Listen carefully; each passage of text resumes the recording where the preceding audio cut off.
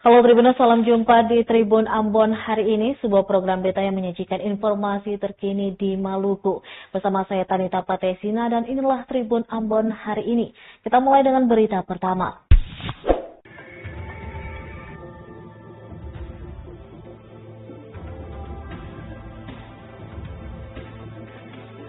Pengamanan kantor Komisi Pemilihan Umum Kabupaten Maluku Tenggara di Jalan Soekarno-Hatta semakin diperketat. Hal tersebut guna mengantisipasi demonstrasi masa paslon nomor urut 01 Martinus Sergius Ulukianan, Ahmad Yani Rahawarin. Pantauan tribunambon.com, Jumat 6 Desember 2024 dua jalur di kawasan tersebut nampak sepi, pasalnya 10 meter dari kantor KPU telah diblokade menggunakan kawat duri setinggi 2 meter. Sementara akses jalan masuk, dari depan gedung logistik yang bersebelahan dengan kantor KPU ditutup rapat, hanya satu akses jalan yang dibuka.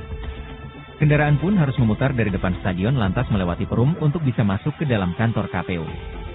Sementara pengamanan dari jalur stadion pun demikian, kawat duri setinggi 2 meter berdiri kokoh, nampak aparat dari Polres dan Brimo bersenjata lengkap sigap menjaga keamanan kawasan tersebut. Kabak Ops Polres Malra, AKP Herman mengatakan, sekitar 300 personel TNI Polri dikerahkan untuk pengamanan proses pleno rekapitulasi suara. Ucapnya, dirinya menambahkan, untuk arus lalu lintas sementara dialihkan melewati Jalan Kolser, menuju depan stadion ke arah Perumnas.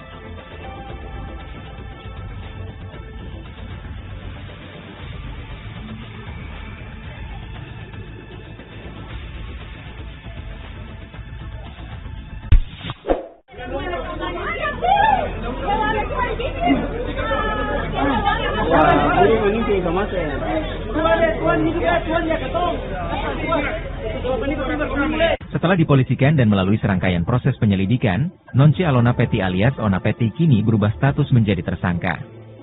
Ona Peti dilaporkan di Polresta Pulau dengan tuduhan melakukan perbuatan curang atau penipuan.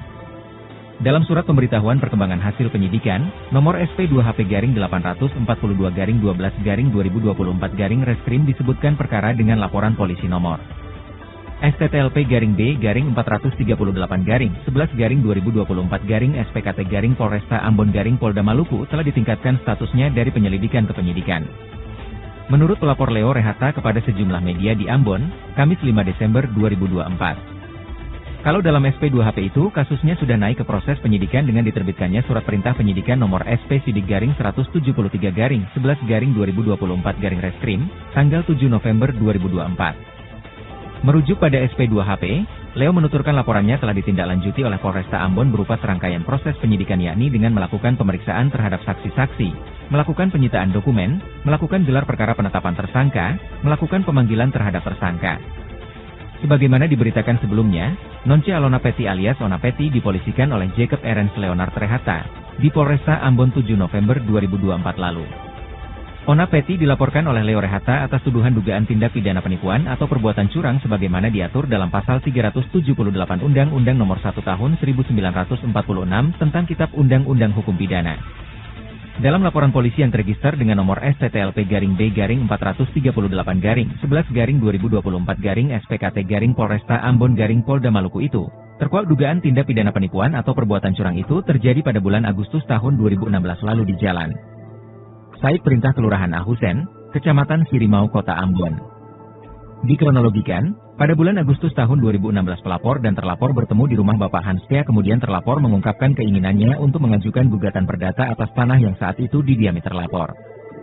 Jumlah uang yang diminta untuk kepentingan persidangan di Pengadilan Negeri Ambon pun tak tanggung-tanggung, yakni sejumlah 60 juta rupiah. Pemberian uang oleh pelapor itu pun kemudian diikuti dengan iming-iming oleh terlapor yakni akan memberikan tanah yang saat itu ditempati oleh pelapor sebagai bentuk perikatan jual-beli. Namun apa yang dijanjikan oleh terlapor adalah tipu muslihat untuk memperoleh keuntungan dari pelapor. Berdasarkan SP2HP-12-12-2024 Reskrim tertanggal 5 Desember 2024 Nonce Alona Peti ditetapkan sebagai tersangka kami selaku pelapor memberikan apresiasi yang cukup besar kepada pihak Polresta Ambon dalam menanggapi laporan kami. Oke, Bapak. Jadi ini terkait dengan kasus apa ya? Kasus kepentingan tanah yang dimaksud itu yang kemarin tereksekusi tanggal 3 September 2024 kemarin. Nah, di sini katong sudah mendapat SP2HP dari pihak Polresta Pulau Ambon dan Pulau Liase tadi pagi tanggal 5 Desember. Ya. Kalau dalam SP2HP ini kasusnya sudah naik ke proses penyidikan dengan diterbitnya surat perintah penyidikan nomor SP Sidik garing 173 garing 11 garing 2024 garing Reskrim tanggal 7 November 2024. Dalam SP2HP itu juga Nonce Alonapati sudah ditetapkan sebagai tersangka. Dalam SP2HP pihak Polresta juga akan melakukan pemeriksaan terhadap tersangka, mengirimkan tahap pertama dan berkoordinasi dengan kejaksaan terkait perkara yang telah kita laporkan. Kalau terkait dengan duduknya perkara, kita laporkan itu yang bersangkutan itu dengan tuduhan melakukan perbuatan curang atau penipuan. Peristiwa tersebut terjadi sekitaran bulan Agustus tahun 2016 di Jalan Setrinta, Kelurahan Ausen, Kecamatan Sirimau, Kota Ambon. Saat itu, Ketum bertemu di rumah Bapak Hans Pia atau selaku seorang pengacara.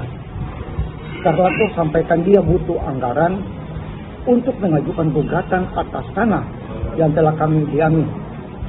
Dia mengatakan juga memberikan sejumlah uang untuk kepentingan persidangan, maka terlapor tidak akan mempermasalahkan lahan dan rumah yang sementara kami tempati itu.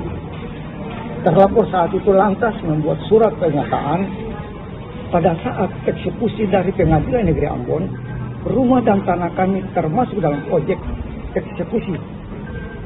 Padahal sebelumnya ada perjanjian setelah kami memberikan sejumlah uang kepada terlapor, tanah dan bangunan atau rumah tidak lagi masuk dalam objek eksekusi.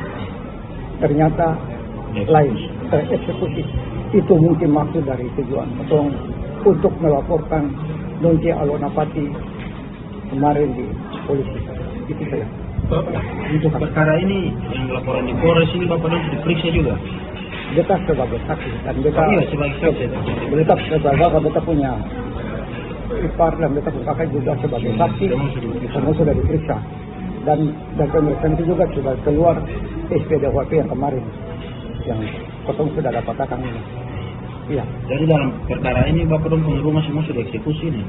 Tanggal 3 September kemarin tereksekusi, padahal dalam surat pernyataannya itu kan menerangkan bahwa kalau Ketum sudah memberikan sejumlah uang, dia tidak akan melakukan eksekusi.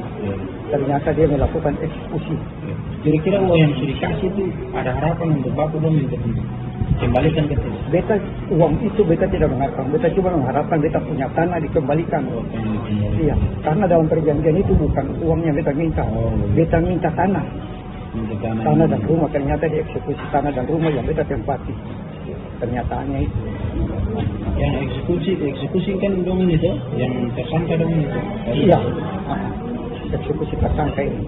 Tanah perjanjiannya beta dengan dia. Kalau beta memberikan sejumlah uang, dia tidak akan eksekusi beta punya tanah dan rumah. Ternyata dieksekusi. Nah, karena eksekusi itu, beta melaporkan dia. Itu saja mungkin.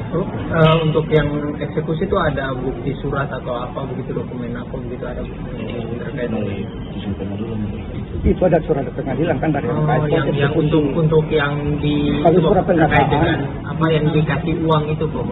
Dikasih uang lalu katanya dengan iming-iming untuk apa tanah itu sing di eksekusi.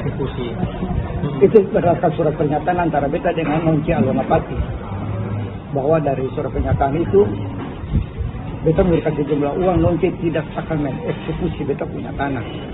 Ternyata dia melakukan eksekusi. Itu artinya dia menipu sesuai dengan Ketum punya surat pernyataan yang telah beta buat dengan dia.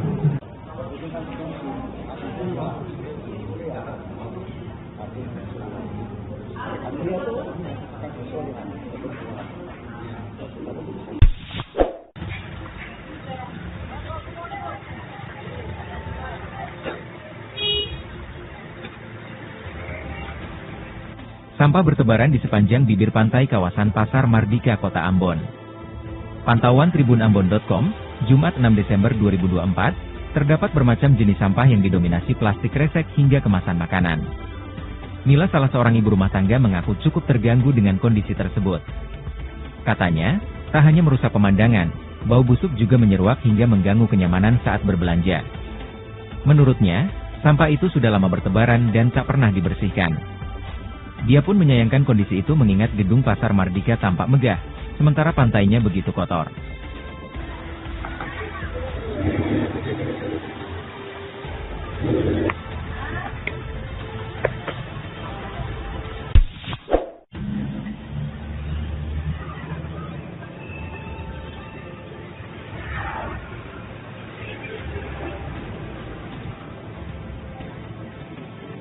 Menjelang perayaan Natal dan Tahun Baru, harga sejumlah bahan pokok di Pasar BTN Tual, Provinsi Maluku mulai merengsek naik.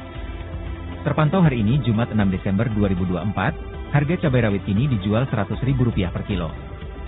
Naik dari harga sebelumnya Rp80.000 per kilo. Untuk cabai keriting juga berada di angka Rp100.000 per kilo. Naik dari harga sebelumnya Rp85.000 per kilo. Kenaikan juga terjadi pada komoditas bawang merah yang semula Rp40.000, ini dijual Rp50.000 per kilo. Bawang putih tetap stabil berada di angka Rp50.000 per kilo. Sedangkan untuk tomat lokal jenis apel dibanderol Rp30.000 per kilo. Cici, salah satu pedagang di Pasar BTN Tual, mengaku, menjelang Nataru harga sejumlah komoditas bakal melonjak drastis.